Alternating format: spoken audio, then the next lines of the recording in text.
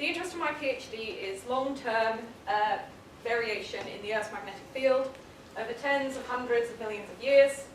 And we look at this in two ways on this timescale. So the first is, I realise this doesn't show up as well as I probably wanted. You've got the blue line over here, which is geomagnetic reversal frequency per million years. And this is basically when the poles decide, you know, they need a bit of a holiday, so they switch position. And at the moment that occurs like 4 times every million years in the present day. But you also get these periods, which are kind of outlined in the green box, where basically you've got no reversals for about 20 to 30 millions of years, and we call these supercrons. And the other thing we look at is the past field strength. And because that varies on much shorter timescales of like hundreds of years, you tend to get a high range, and that's why we get these box plots. And what we generally say is if the average field strength and the range is very large, we've got a strong field. If the average field is small and the range is small, then we've got quite a weak field. And we think we see kind of 2 patterns on these timescales. One of which is you've got these supercrons, where you've got no reversals happening about every 180 million years, 3 in the last sort of 500 million years.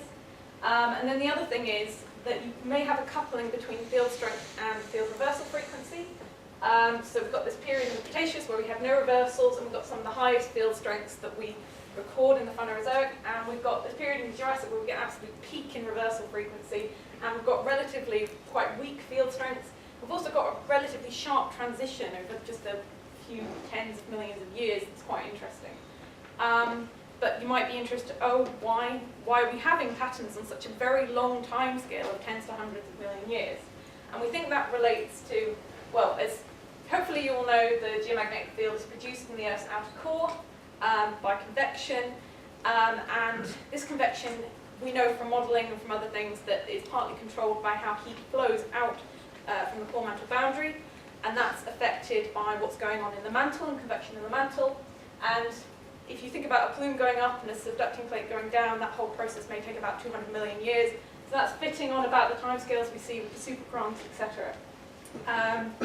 So that's very interesting because seismics will tell you what's happening in the deep Earth now, and geology will tell you what's happening at the Earth's surface for a long time. But paleomagnetism, we argue, is really the only way to tell what's happening in the deep Earth over long time scales. And so my project has produced these 4 little box plots, which is quite a bit really. And they're all really quite weak, especially if you compare it to the modern day, where it's coming up more here, and definitely in the past in the Cretaceous.